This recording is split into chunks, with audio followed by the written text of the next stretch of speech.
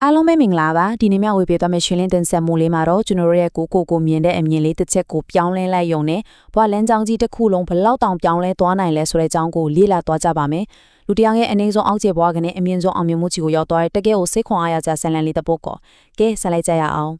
ဆန်လန်းလေးကရထားတစ်စင်းကိုမှစတည်ပါတယ်မြင်ယုံကြည့်လိုက်ပါအင်မတန်ချမ်းသာတဲ့တတိတယောက်ကတောင်းရန်စားထုတ်သူတယောက်ကိုဒီလိုပြောလိုက်ပါတယ်ကျွန်တော်ကစီကွာရဲ့လုပ်ငန်းရှင်တယောက်ပါအပြန်လန်းဖက်လက်ချင်းကိုပဲယုံကြည်ရဲ့ခဏစီမှာကျွန်တော်ကိုပေးစရာတခုခုရှိမှသာကျွန်တော်ဘက်ကလည်းတခုခုပြန်ပေးနိုင်မယ်တဲ့ရုတ်တရက်နားထောင်ကြည့်ရင်တော့တိတ်ကိုအေးဆက်ပြီးရက်ဆက်လုံးတယ်လို့ထင်စရာရှိတာပေါ့လေဒါပေမဲ့တကယ်တော့ဒီစကားတစ်ခုကပဲတောင်းရန်တွေရဲ့ဘဝကိုထာဝရပြောင်းလဲသွားစေခဲ့လားပါအပိုင်းတစ်ရထားဘောကိုတွေ့ဆုံမှုနဲ့ကန်ကြမှာလဲပြောင်းလဲကိုကြည့်လိုက်ရအောင်စဉ်းစားကြည့်ပါကိုဘက်ကဘေးစရာဘာမှမရှိရင်ပိတ်ဆန်တောင်းပိုင်ခွင့်မရှိဘူးလို့အပြောခံလိုက်ရတဲ့အခါဒီလူဘလို့ခံစားသွားရမလဲသူတော့တကယ့်ကိုခေါင်းခက်စရာမေးခွန်းကြီးဖြစ်သွားတာပေါ့ငါလိုဘာမှမရှိလေသူတော်စားတယောက်ကအပြန်အလှန်ဘာဒီများပေးနိုင်မှာလဲဆိုပြီးတော့ပေါ့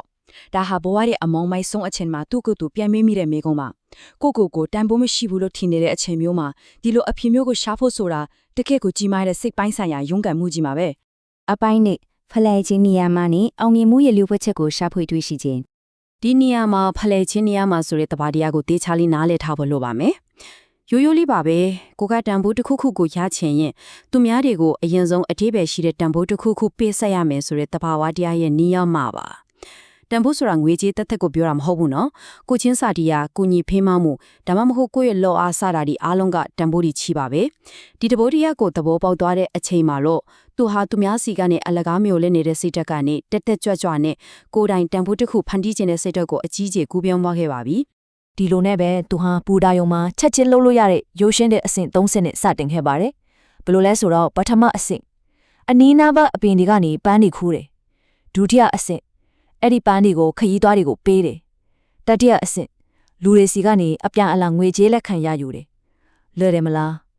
ဒါဟာသူ့အတွက်တော့တကက်ကိုအလင်းပြလိုက်တဲ့အခိုက်အတန့်ပါပဲအရင်အနီးပါမှမလို့ပဲတဘာဝတရားကပေးထားတဲ့ပန်းလေးတွေနဲ့တင်တခြားသူတွေကိုပျော်ရွှင်မှုဆိုတဲ့တန်ဖိုးတစ်ခုဖန်တီးပေးနိုင်တယ်ဆိုတာသူလက်တွေ့သိမြင်သွားခဲ့တာပါဒါပေမဲ့အဲ့ဒီဖြစ်စဉ်လေးကနေသူနောက်ထပ်အရေးကြီးတဲ့သင်ခန်းစာတစ်ခုထပ်ရလိုက်ကတည်တယ်အဲ့ဒါကတော့ပန်းဒီကုံသွားတာနဲ့ရနေတဲ့ငွေလည်းရက်သွားတယ်ဆိုတာပါပဲလူတွေကသူ့ကိုငွေတွေဝမ်းသာအားရပေးကြတယ်ဆိုပေမဲ့ပန်းဒီရှိနေသေးဝေးမေးလီဆိုလိုတာကတန်ဖိုးတစ်ခုဖန်တီးတယ်ဆိုတာတစ်ချိန်နဲ့လုံးယုံနဲ့ပြီးသွားတဲ့ကိစ္စမဟုတ်ဘူးဆိုတာသူသဘောပေါက်သွားတယ်အောင်မြင်မှုဆိုတာခဏတစ်ဖြုတ်လုံးယုံနဲ့မရပဲကိုယ့်ရဲ့တန်ဖိုးကိုစဉ်ဆက်မပြတ်ဖန်တီးနေမှသာရနိုင်မယ်ဆိုတာကိုပါနားလည်သွားတာပါအပိုင်းသုံးညီသူမိဝါဖြစ်ကြောင်းခံယူချက်ပြောင်းလဲခြင်းတောင်းရန်သူဘဝကနေစီးပွားရေးလုပ်ငန်းရှင်စီတို့ကိုပြောင်းခြင်းပါအချိန်နဲ့ကြာလာတဲ့အခါအရင်ကတထေးကြီးနဲ့ပြန်ဆုံပါလေရောဒီတစ်ခါမှာတော့သူကတထေးကိုပန်းလေးတွေကမ်းပေးလိုက်ပါတယ်အဲ့ဒီအခါမှာတထေးကအရန်ကိုအံ့တော်ဝမ်းသာသွားပြီဝါဒီနေ့ခမားတကယ်ကိုပြောင်းလဲသွားပြီပဲကျွန်တော်လိုပဲစီးပွားရေးလုပ်ငန်းရှင်တယောက်နဲ့တူသွားပြီအောင်မြင်မှုရဲ့လျှို့ဝှက်ချက်ကိုခမားရှာတွေ့သွားပြီပဲလို့ပြောလိုက်ပါတယ်တိလားဒီစကားဟာတာမန်ချီကျူးစကားလေးမဟုတ်ဘူးဗျာလူတယောက်ရဲ့ဖြစ်တည်မှုကိုအတိမပြုတ်လိုက်တဲ့စကားပါသူ့ရဲ့စိတ်ထဲမှာငါလည်းစီးပွားရေးလုပ်ငန်းရှင်တယောက်ဖြစ်နိုင်တာပဲဆိုတဲ့ခံယူချက်အသက်ကိုအပြည့်အဝအမြင့်တွယ်သွားစေခဲ့တာပေါ့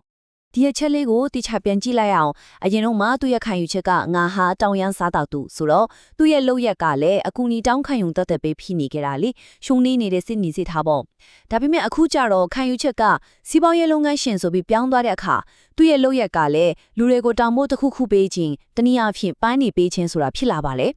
ဒါဟာတကယ်ကိုရဲဝံ့တဲ့အပြောင်းလဲပါကိုပဲလိုလူလဲလို့တတ်မှတ်ချက်ပြောင်းသွားတာနဲ့တင်လုပ်ရက်တွေပါအလိုလိုပြောင်းလဲသွားတာတကယ်ကိုအံ့တော်စေလာပါပဲအပိုင်းလေးနှစ်တာကာလအတင်ပြောင်းလဲမှုအန်တော်ဝယ်ကန်လဲဆုံးတေးချင်းကဲဒီဇလင်းရဲ့အချိန်ကာလဖြတ်တန်းမှုကိုပြန်ကြည့်လိုက်ရအောင်ပထမဆုံးအချိန်ရထားပေါ်မှာတွေ့ဆုံခဲ့တဲ့နေရာနေစမယ်ဆိုရင်ပထမတတင်ပါအနည်းငယ်အတွင်းမှာသူဟာပန်းတွေကိုစတင်ရောင်းချခဲ့တာပါလောအနေငယ်ကြားတဲ့အခါတထဲနဲ့ဒုတိယချိန်ပြန်ဆုံပြီးစီးပွားရေးလုပ်ငန်းရှင်တယောက်အဖြစ်အတိမဖြူခံခဲ့တယ်အဲဒီကနေစပြီးလုပ်ငန်းကိုကြိုးကြိုးဆဆချဲ့ထွင်ခဲ့လိုက်တာ၄နှစ်လောက်ကြာတော့အဆက်ဆက်ရာစတင်ခဲ့တဲ့အဲဒီပူရာယုံလေးမှာပဲနောက်ထပ်ထူးခြားတဲ့တွေ့ဆုံမှုတစ်ခုထပ်ဖြစ်လာခဲ့ပါတယ်အချိန်တိတိကျကျပြောရရင်၄နှစ်ပေါ့ဗျာ၄နှစ်ဆိုတာဘဝတစ်ခုလုံးကိုပြောင်းလဲပြဖို့လုံလောက်တဲ့အချိန်တစ်ခုပဲဆိုတာဘသူထင်ထားမိမှလဲအဲ့ဒီနေ့ကပူရာယုံမှာဝတ်စုံပြတတ်ရဲဝတ်ဆင်ထားတဲ့အမျိုးသားနှစ်ယောက်ပြန်လဲဆုံတွေ့ခဲ့ကြပါတယ်အရင်ကအကျွေးဆက်လေးတွေရဖို့လက်ဖြတ်နေတောင်းရမ်းခဲ့ဘူးတဲ့သူတယောက်ဟာအခုဆိုရင်အလွန်အောင်မြင်တဲ့ပန်းကုန်တဲ့ကြီးတယောက်အဖြစ်သူ့ကိုယ်သူယုံကြည်မှုအပြည့်နဲ့ပြန်လဲမိတ်ဆက်နိုင်ခဲ့ပါပြီ ဒါဟာရုပ်ရှင်တွေကစိတ်ကူးရင်ဇလန်မဟုတ်ပါဘူးကိုယုံကြည်မှုကနေပေါက်ဖွာလာတဲ့လက်တွေ့ဘဝရဲ့အောင်မြင်မှုအသီးပွင့်အစစ်မှန်ပဲဖြစ်ပါတယ် အဖိုင်းကဒီဇလန်လေးကနေရရှိနိုင်တဲ့ယုံကြည်မှုဆိုင်ရာသင်ခန်းစာများနဲ့ကျွန်တော်တို့ရဲ့လက်တွေ့ဘဝကိုပုံဖော်ခြင်း ဒီဇလန်ကနေကျွန်တော်တို့ဘာတွေတင်ယူနိုင်မလဲပထမအချက်ကအသေးမွားပြောင်းလဲမှုလေးတွေကစစ်မှန်တဲ့စွမ်းရည်တွေကိုပွင့်စေတယ်ဆိုလာပါပဲပါလေးတွေခူးပေးလိုက်ချက်တင်းငယ်တဲ့လောက်ရက်လေးကနေဒီလောက်ကြီးမားတဲ့အောင်မြင်မှုစီကိုရောက်သွားတာလေ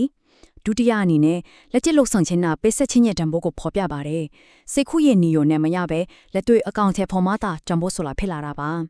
တတိယချက်ကသဘာဝနေရာမှာရယူဖို့အရင်ပေးဆက်ရပါမယ်ဒါကဘယ်တော့မှမပြောင်းလဲတဲ့သစ္စာတရားပါစရှုထချက်ကကိုသိမြင်ခြင်းဟာပထမဆုံးခြေလှမ်းပါပဲကိုဘာလုပ်နိုင်လဲဆိုတာကိုအရင်ဆုံးချဖွေဖို့လိုပါတယ်နောက်ဆုံးနဲ့အရေးအကြီးဆုံးကတော့ကို့ပေါ်ထားတဲ့ယုံကြည်မှုတွေကလက်တွေ့ဘဝကိုပုံဖော်ပေးတယ်ဆိုတဲ့အချက်ပါပဲကိုလုံနိုင်တဲ့လူယုံကြည်ရင်တကယ်လုံနိုင်တဲ့အစွမ်းတက်ကြီးတွေထွက်ပေါ်လာမှာအသေးချပါပဲ